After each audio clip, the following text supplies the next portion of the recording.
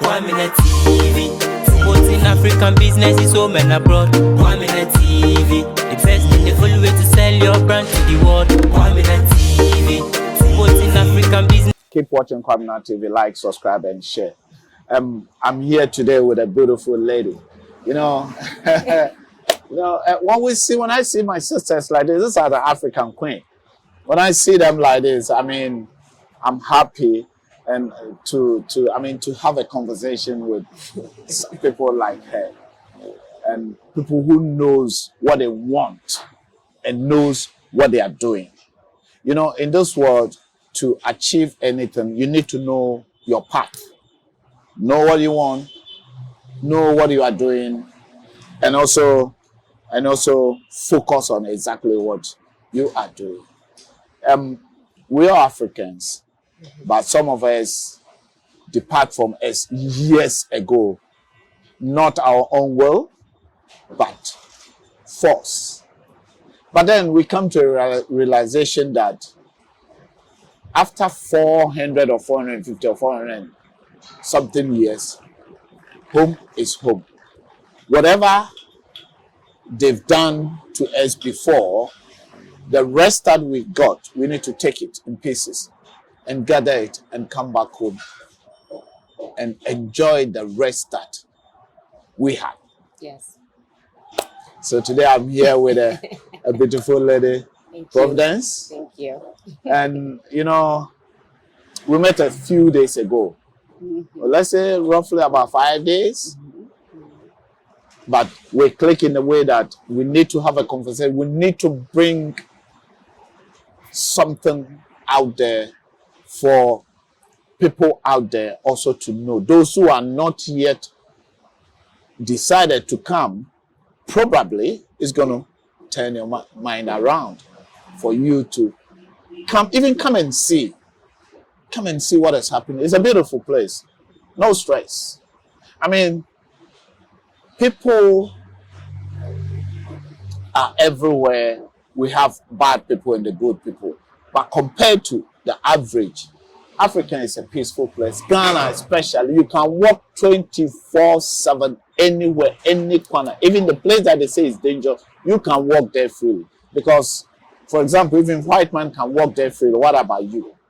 That country is for us. I'm not going to go into much. I'm just going to ask Providence to tell us much about herself. So, my African queen, welcome and thank you, for this invitation, which I love it to have a conversation with people like you. Thank you. Tell us much about it. Well, I'm a mature mom. I'm a mom. I am a friend. I'm a confidant. I'm a healer. I'm an interior designer, FFE specialist by trade and educator. So I teach my trade. And I want to say that my lifelong goal has been to always work in tandem with those who I'm supposed to be among. Group dynamics, that's what they call it. When you're in college, you're learning about working in a group and making your contribution and that sort of thing. They say group studies, isn't it? Yeah, group studies, yeah. Yeah. You come together in a part of your class, then the lecturer, what they give it to you, you guys go around, discuss about it. And I remember that from the classes. Yeah. I remember when I was a psych major in Boston, they would give us these exercises to do in class that showed what your communication skill level was. Like, how can you guide a student, a peer that's totally blindfolded? Yes. But you're the eyes. You are the eyes, yeah. There's all the, when you go to higher learning institutions, it's good that there are exercises that enable students to use all of their senses. It's a good thing. And it's the precursor for many other things. That's true. Right? That's true. Life is a journey. Life is a journey and life is a teacher. It teaches us And I mean, every single day, every single minute, there's something new coming in our life. Because, for example, you meet people in every minute that you move, different people. Today, we came here, we met different people. Different Yes. people around us. We talk to different people. I've been talking to about 2 of those place managers. Mm-hmm. And you have different views about what people think. I'm telling you. We know the way. It's making me It's laugh. about you. It's about you. It's all about you. Now it's all about you. But you know, I'm glad that I'm here. I'm here to educate my peers. The last market that I actively worked, that I was very busy in, was the South Florida market. I was already an interior designer before I got there. I studied in New York. Okay. I went to New York School of Interior Design. That's where I did my studies. And I lived in New York for a long time. And New York was good. How many years did you live in New I York? lived in New York, I think 12 years. So you moved from which part of America to New York? I had moved from Massachusetts. Oh yeah, around Boston area. Yes. So I've lived up and down the East Coast before.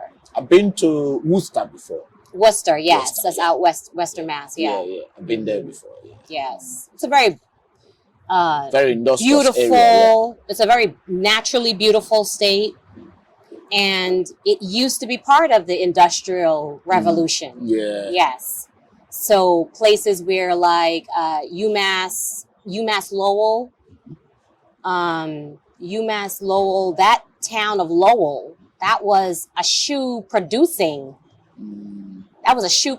city. Yeah. You know, they still have mills, they still have the factories. Yeah. The factories have been since turned into condos and, you know, office spaces and things like that. I went there in 1999. Yeah, my first time in America was 13th March 1999. My daughter was just then 1 month old. Mm-hmm. Then I came to America. I really wanted to relocate from Germany to America.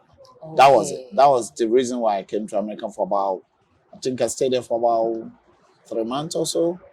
Then I went back to Germany. It was relocated is a very difficult thing, and with a little baby, Yes. it was going to be tough. That's- Then I already have everything in Germany, so I decided to stay there. But in the end, I moved from Germany one day when my daughter was like 7 years or so. Yeah, I moved from Germany to UK. I really wanted to leave Germany. Not that Germany is no good. Germany is the best place to stay, but it was like I was trying to give the kids English education. That was the reason. Yeah, that's why I know. Yes. But it's not about me. It's about you.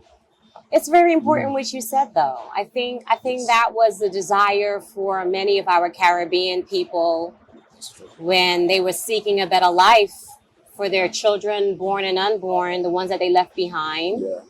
That's, you know, England has a deep history with that Yeah, that's true. in separating families, breaking families up, you know, families living a quality of life that is beneath them so they can give their children what they think is a better Think is the opportunity. best for them. Yeah, Exactly. Likewise, when I moved from Germany, my aim was when you live in Germany, and at that time, the kids, the black kids they will get to a certain level, like let me say going to sixth form, and they will try to direct you in different directions. That's what they all do. Yeah, We so- all do that. America is not innocent It's of not that. different. Yeah, well, when I went to England, I see that they're all the same. Yeah. Yeah, when you think you are clever, you are up there, you could. Black people are clever. The kids are very clever. Yeah. And very creative. They know, okay, this guy can be easily an engineer, They will shift. Oh, if you go and do this thing, it's better for you. Or if it's good, you see, that's such thing. That is why we moved there. But when we got to UK, that's no difference. They are the same. They are the same. This is the place that if you're able to school here, any direction that you are, you can go. I think that the students here in Ghana need to take the bull by the horns for their career and for their education. It's a little bit more than what the curriculum is offered to you. Yeah. You need the life experience. In the West, in the West, there's this narrative about like, oh, child labor and all of that. Yes, there's unfortunate living situations for many people, right? But the sharpest ones among the Ghanaians, not even just Ghana, Nigerians too. The Africans. When you start talking about the people who are like have just taken life and rearranged it for the better for themselves, they started out working as a child. That's like true. you need to be exposed to those kind of things. Yeah, that's true. That's true. So for me, when it was a political decision on who I chose to marry, it was a political decision who I chose to have children with. That's true. Right? Because it's important for the children to have a foundation, in that whenever they're balancing between two parents, that they're not totally being taken totally off course. There is something that re-edifies what the other parent has already put into place. Yeah. So while I was quite along in my enlightenment journey, I made sure that my then husband was taking it in as well. It was very, very important, because I knew that I wanted to have certain type of children, right? I know that I wanted to have creative, free thinking children. And it's very easy for the system to kind of like get you off course of that. Oh, straight away, yeah. I remember, and this is what a lot of people don't realize. I mean, pay attention to what your children are eating. Make sure they're not eating too many chemicals and artificial colors and stuff like that. But what they don't realize is that they're literally mainlining our children with artificial bad things for their health under the guise of free meals. Right? Under the guise of free meals. Strawberry milk. Yeah. In what world is that one healthy? It's just a flavor. You know what I mean? It's not even a flavoring from a natural source, but you're feeding it to the children, and then you want to call me in. You want me to leave the 50-year-old babies I'm looking after on my own job, and you want me to come and have a conversation with more than all of you here. It's okay. I remember one time it got to a point where I was in my second meeting in 1 week. Uh-huh. And I told my son in the meeting in front of everyone there, I said, you have these people calling me away from my job because you don't want to trace the number 5. And I turned to the women at the table from the school. I says, why don't you ask him to add 55 to 35? Don't call me in because he doesn't want to trace the number 5. Yeah. That's not even his portion. He was doing that a long time ago. You understand? So when we are all caught up in the school system and in a very blind way, and there's people can go and research and listen to their lectures, like Dr. Umar. He comes across as a little quacky, right? But he's a African, he's a black man that understands the attack that young black boys are under. Yeah, that's true. In the school system. They're just trying to make a statistic out of my children. That's their only goal. Okay. So when we had our meeting and I said to them, I says, well, clearly he's not being challenged enough. And I said, you have him until 1:50 in the afternoon. Mm-hmm. You're not at my job helping me. No. Please manage yourself. In those words close to that, that's what I told them. Sort yourself out. Figure out how you're going to conduct your day. Because you're the one who went to school for early childhood education, not me. But I could tell you what's wrong with probably any of the children. I'm just a mother. Yeah. You know what I mean? So that is another battle that continental Africans don't know that they're facing once they take their underage children to the West. To the West. I had this conversation with an uncle of mine. He was some paternal family was coming to America, and it was part of his plan to bring his children. And I when I got an opportunity to speak to him, I said, I wouldn't bring them. Leave them for now. I would wait until either this age or if they come before this age. Yeah. How did I know that? I'm still a fairly young woman.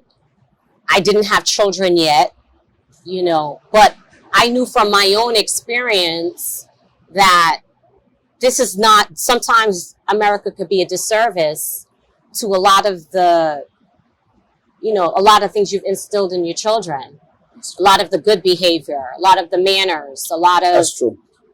You know, in terms of what you're saying, the little experience that I have or experience in UK is like the Indians or the Asians, the Indians, Pakistani, mostly the Indians, Bangladesh and all those. What they do is, even if the child was born in UK, after a certain age, they will bring them back. Nigerians will do that too. I remember that. Nigerians, they will bring them back to India for them to school to the secondary level. Sometimes they don't even leave them in Mumbai or in the capital. They take them to villages. Yes. Ghanis and all those places. For them to school there, and they will come back with full Indian respect. Indian, just like the way African culture wish to be. But what is failing the Africans, I had that experience with my kids, is that when we bring the kids from here, they tend to be worse than even the people, the kids were born in Europe. I'm telling you honestly. Yes. I have kids that I brought them there, and I know the way they behave. And I have some friends that also have kids, they were born here, and the kids that were born in Europe, the difference is great difference. Most of the kids most of the black kids that in prison, in where I normally came from, in Milton Keynes, we have the youth prison in UK there. Most of the kids are black. Most of the kids are black. There's a lot of stabbing and all those things going on in London and in other parts of UK, and most of them are black. And the blacks, most of them are Ghanaians, West Africans. Let me put it this way. It is sad. It's because that's where they're migrating to, right? That's why there seems to be an influx of a particular type. Now, let's just say we're not talking about a portion of England and London. Let's say we're talking about Massachusetts. Massachusetts has a high population of Haitian immigrants, first generation, second generation. Their parents have been there for years. And I remember when I was in school that the Haitian young men would get targeted. They would get targeted more because maybe they weren't as, I don't know, docile as they would, as the rest of everybody else who's went to school since kindergarten or whatever the case may be. But the ones who kind of come here and what comes to America, it's like they're kind of like a fish out of water, right? Like you have to leave behind your culture. At home, you're still obeying your culture.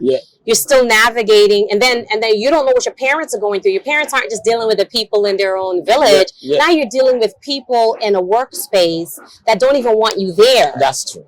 Right? Like there's a lot of factors that people don't think about. All they think about is getting on the plane and getting a place to sleep and live. That's it. Yeah. And no one thinks about what is the repercussion of me bringing this 8-year-old or this 10-year-old. We don't think about that because we think, the only thing we think, or I did the same thing, like, oh, I want to give my kids a better life. But that better life, is it really better? I know my grandmother thought it too. I think tons of West Indian people. It's not only continental Africans. When we leave the kids here, let them school, go to university, and they come there as matured, they will behave like the way we go there and behave. Because they're going to come with a purpose. That's it. they have a reason to put Right. Thank you. They because, you know, when children grow up in a household where there is hardship, okay, but the parents are sensible, okay, you can guide that child and say, you got to take yourself seriously, you got to take your life seriously, all of that. So that child's not going to forget that. So now when the child, all right, you've attended to their basic needs, now they can make choices for themselves. These choices are educated choices. Yes, It's not a choice as a result of who their peers were that didn't have the same upbringing as them. They come with a focus. I personally think that, yes, Ghanaian youth should travel, but the only reason I could see the importance of them traveling is for you to go and do research. That's it. Research, gather your capital, make friends other places, you know, but travel as much as you can. Don't go, you know, if you're not going to America to say, I'm going to start a job on Wednesday, you should be on a Greyhound. You should be on a Spirit flight. that's it. Going to different parts of the country and seeing as much as you can. Yeah, that's it. You know, because if you could see as much as you can, then you're going to automatically start making comparisons to where you left. And the thing is, even here, locally, we don't even travel among. I was going to get on that too. Now, if you only came from Dunsaman, okay, and you have not taken road trips and went other places, Dunsaman has beauty too, right? They're on the water. That water has a heavy energy that beats on that shore. That's true. But you need to also see how the water is in the Volta, how calm and serene it is. So, You know, you need to be in a space where there isn't constant litter and trash and refuse around you. You need to be in nature too. You need to see other places. Yeah. And I think my appreciation from Ghana is I stay very inquisitive. You know, sometimes people, you know, it'll come up in conversations. They're shocked at the places that I've been already, but it's for my own education and also to make me knowledgeable when I'm having a conversation with someone or they're bringing up something and I can refer back to, okay, I do remember seeing this or whatever the case may be. Yeah. I could do some kind of cross-referencing. Yeah. Even in my own field where I'm in the construction industry, basically. I'm an interior designer, but I'm in the construction industry. Yeah. So that means that's persons putting up new buildings, persons that's doing renovations.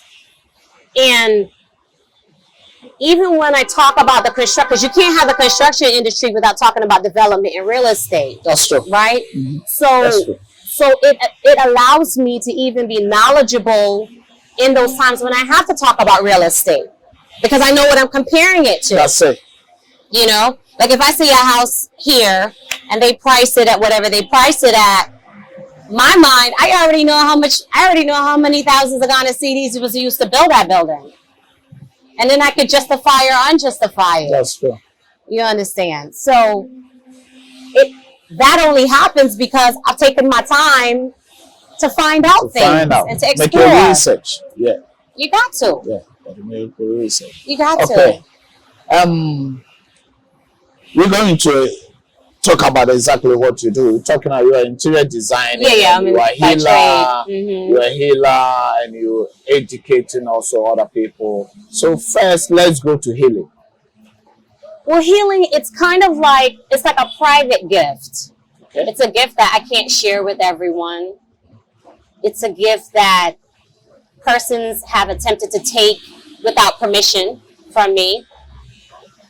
It's something that I had to acknowledge. That moment of acknowledgement is a very mind-blowing experience for anyone that realizes that they're a healer. You know. Yeah. Thank you. No. At the same time, what do you want to drink? Cameraman, you need to drink something. You want the ladies one? Yeah. It's coffee. Yeah. He had coffee because he didn't sleep last night. He did. There was a lot of editing for him to do. So after that, Then he slept a few hours. Then we came, so he needed. I used to be in media. I know. Oh, yeah. See, You know, you know, but you know that. forgive you know that, me. You know that there's no knowledge that goes waste. None. None. No knowledge You know, goes to waste. I keep on telling my nephew that I said, look, there's no knowledge that goes waste. If you don't know and someone is saying, just keep quiet and listen to it. And even if you know and they say, learn it, you may learn it in this way, but he may learn it on this way, so you may get both. Yeah. So no education that goes waste, no knowledge that goes, no trade that you learn that will go waste. Yeah. It will one day benefit out of it. Absolutely. So, in the healing. In the healing, yeah. So it was like, cheers. It's just one of those things where